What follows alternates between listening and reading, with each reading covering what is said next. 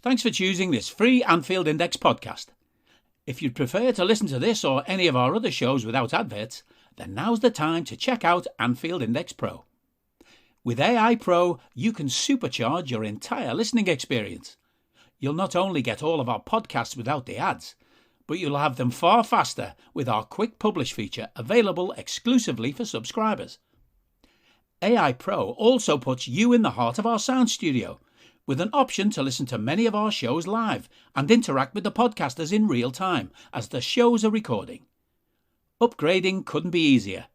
AI Pro is available on all popular podcast platforms, and we have our own apps for Apple and Android.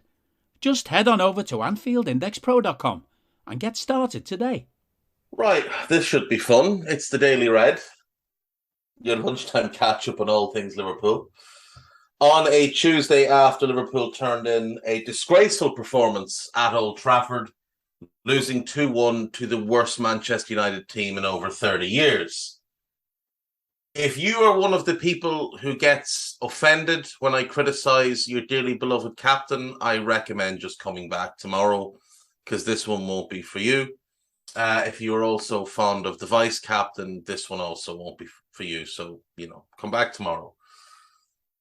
Right, folks. Jurgen Klopp set his team up yesterday in the worst possible way to go and play a professional game of football, leaving Fabinho on the bench, picking Jordan Henderson as the 6, and James Milner as the left-sided 8. Harvey Elliott played as the right-sided 8. The front 3 was Salah, Firmino, and Diaz. The defence was what it was expected to be. There is no club, not one, in the Premier League that would start that pairing in midfield. None. Not even Bournemouth. It's 2022. That midfield wasn't good enough in 2018. And before anyone tries to claim they got us to a Champions League final, no, they didn't. No, they didn't. The 2 games they started together in the end of that Champions League, we got blown off the pitch in both. So no, they didn't. Jordan Henderson's performance yesterday was an absolute disgrace. An absolute disgrace. And both goals come from him not having the technical ability of a pub league player. The first one, we're on the edge of their box attacking.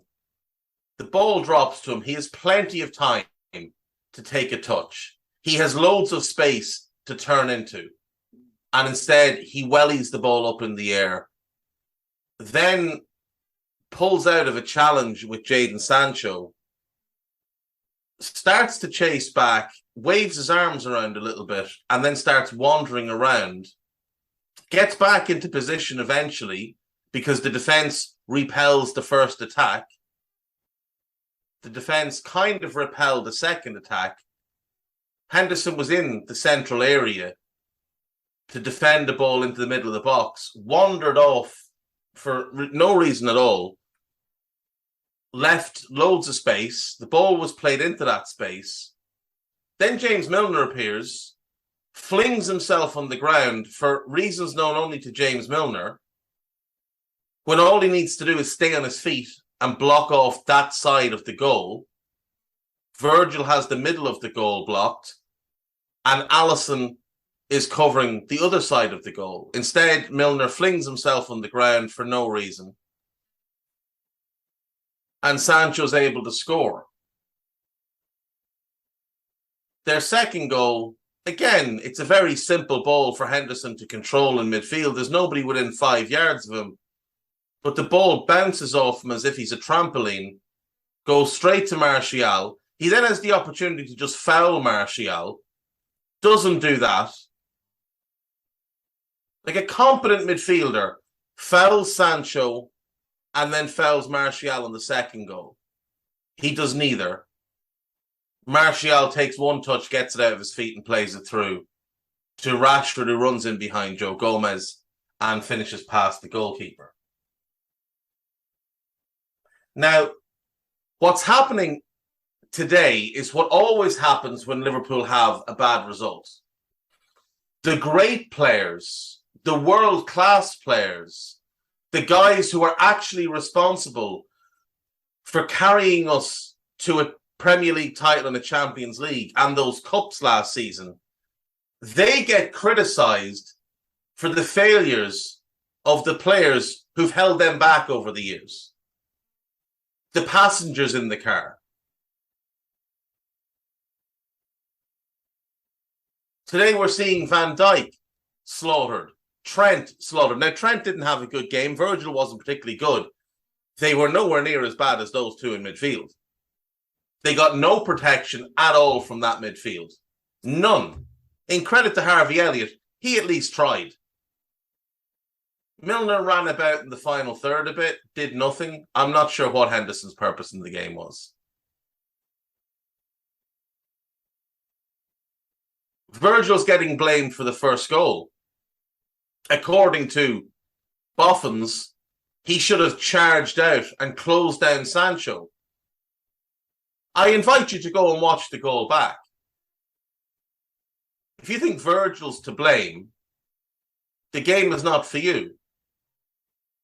The reason Virgil stays where he is, there's two reasons. Number one, he doesn't expect James Milner to fling himself on the ground. There's no reason for Milner to do that. Secondly, by doing what he does, he forces Sancho to shoot. And there are only two outcomes if Sancho shoots. One is a goal, and the other is that he misses. It hits Verge, Ali saves it, it goes wide, it goes over, whatever. But there are only two outcomes. If he pressures Sancho, all of a sudden there are five outcomes. Number one, Sancho shoots. Sorry, am I wrong? Is there six outcomes? Sancho shoots and it goes in. Sancho shoots, it hits Virgil and goes in. Virgil manages to stop him, either with a tackle or a block. Virgil gets beaten 1v1 and Sancho has an easier, unopposed shot on goal. Virgil gets beaten, fouls Sancho, and it's a penalty.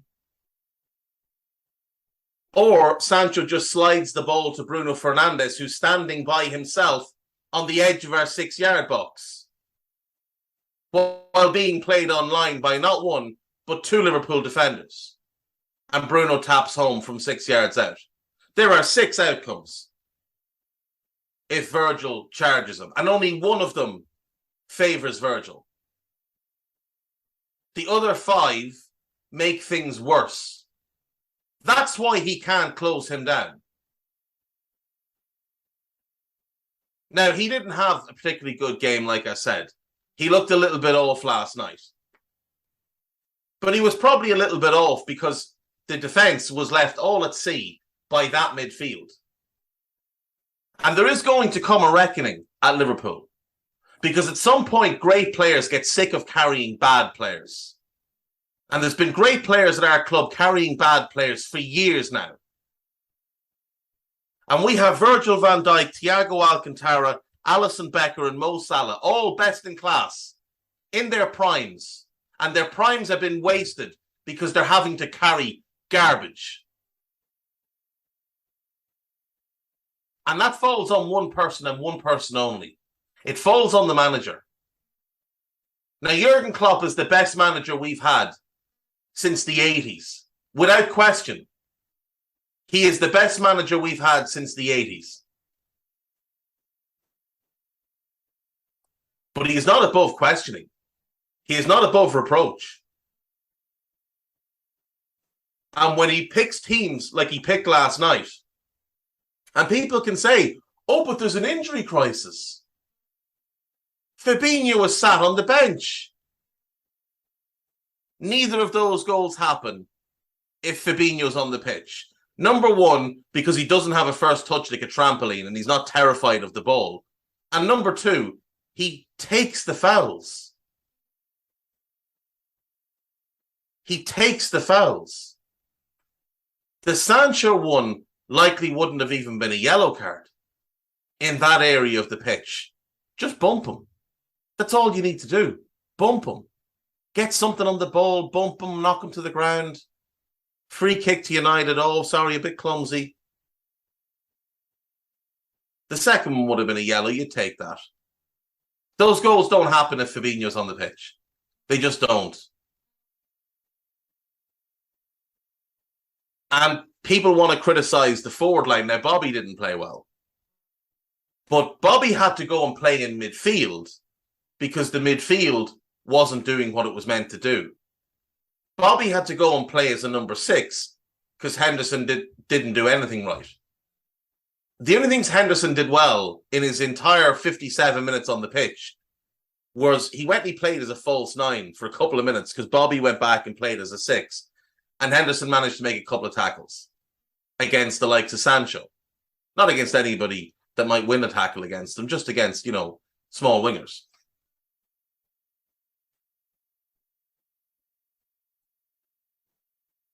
A defence will struggle when the midfield doesn't protect it.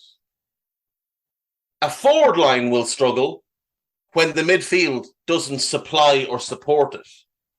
And that's what we saw last night. 3 lads up front, 4 lads at the back, playing against 11 for them. As I said earlier, credit to Harvey Elliott. At least he tried. He couldn't make any inroads at all. He shouldn't be playing in a game like that. But that's where we are. He was the only midfield selection last night that wasn't an issue. You'd have been better off playing Basetic instead of Milner. At least he would have offered something on and off the ball. Not aimless running into the final third that ended in him falling over. That is one of the worst displays I've ever seen by a Liverpool team. And I watched through Souness. And I watched through Hodgson. But it does end 2 things. It ends any suggestion that 14 is a better defensive midfielder than Fabinho. It ends that. That's over now. There's no coming back on that. That is over. It was nonsense to begin with. It's now over. It also ends the idea that performances like that don't happen when Henderson or Milner or both are on the pitch.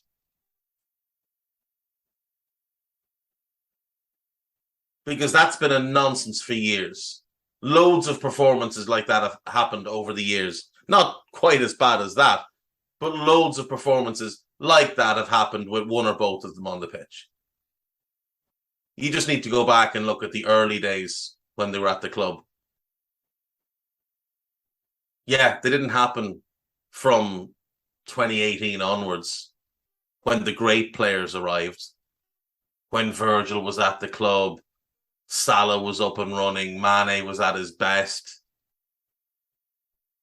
Ali was in goal, Fab was in midfield. They didn't happen when they were there.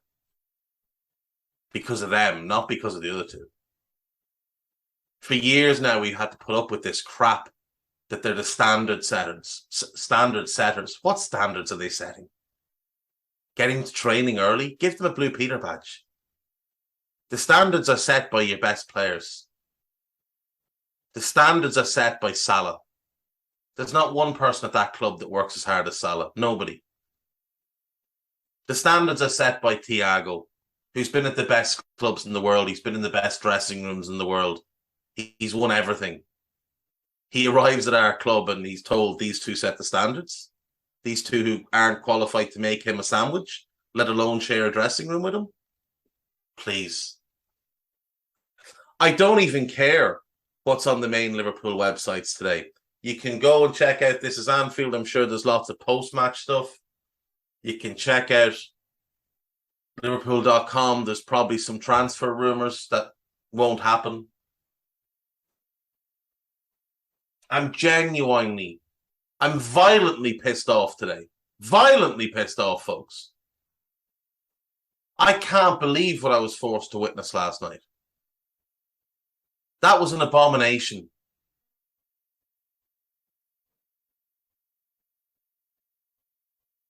And if you want to try and excuse Klopp, he picked the team.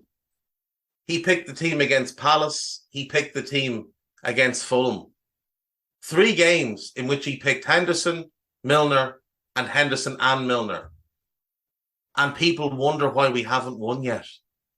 People wonder why United, who are a laughingstock, an absolute laughingstock, are now ahead of us in the table. We're 16th. Everton are an embarrassment. They're only a point behind us. Bournemouth are ahead of us. Aston Villa are ahead of us. Their manager doesn't know what he's doing.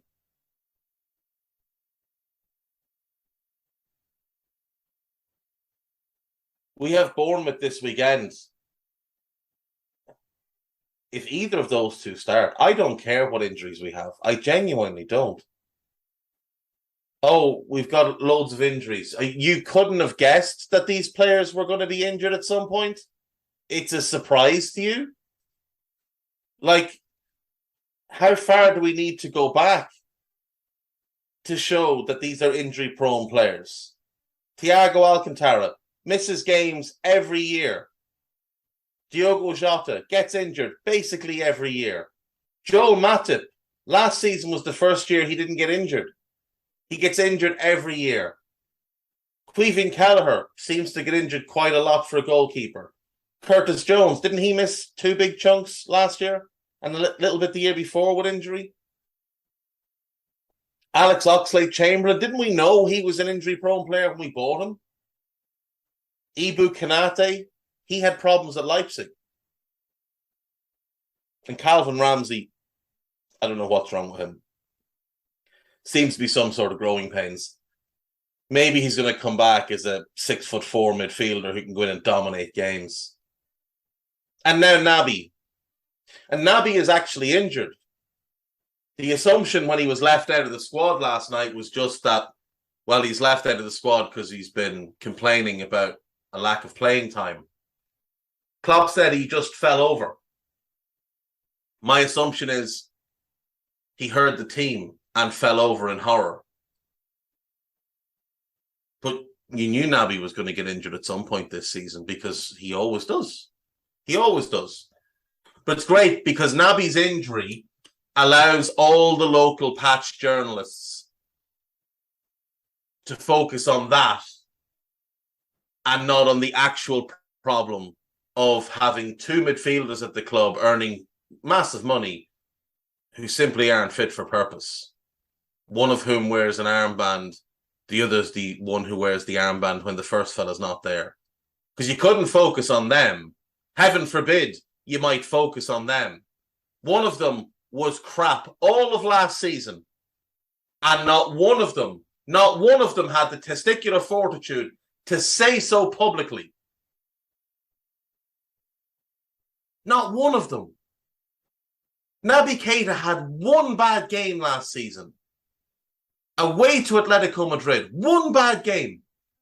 In which, I might remind you all, he scored an absolute worldie. 1 bad game. And hatchet pieces appeared the next day that had clearly been written beforehand. One journalist, prominent, formerly of the Echo, now of the Athletic, said, well, it's the first time I've written about Keita this season. Admitting that he'd ignored the good performances he turned in before that. It was the only time he wrote about Naby Keita at all last season. Didn't write about him at any stage after that. If Naby Keita had put in that performance that Henderson put in last night, the pre-written hatchet pieces that they've had ready since pre-season would be out this morning. Instead, they've just slagged him off for being injury-prone. There were no slagging off of Henderson when he missed 4 or 5 lumps of months with injuries. He didn't get any criticism for getting injured. Adam Lallana never got any criticism for being injured. Never once did Adam Lallana get criticised by any of the press. He was very brave and a hard worker. You know who did get criticised? Daniel Sturridge. He was soft, apparently. Now, what do Daniel Sturridge and Naby Keita have in common that's different to Adam Lallana and Jordan Henderson? I can't figure that out. Maybe you can. I'll see you tomorrow. Bye-bye. We hope you enjoyed listening to this Anfield Index show. Please be sure to subscribe to our channel so future podcasts find their way to your device automatically. There's nothing quite like fan engagement, and we'd love to know what you think of anything discussed on this show. The best way to get in touch is over on our free Discord community, where both podcasters and listeners debate the hottest LFC topics 24/7. Sign up free now at AnfieldIndex.com/Discord. You won't regret it. You can also follow us on Twitter at Anfield Index and find us on Facebook by searching for Anfield Index. Oh, and before you go, we'd love it if you could leave us a 5-star review on your favourite podcast app. It only takes a couple of seconds, and it means the world to the people who create these free shows.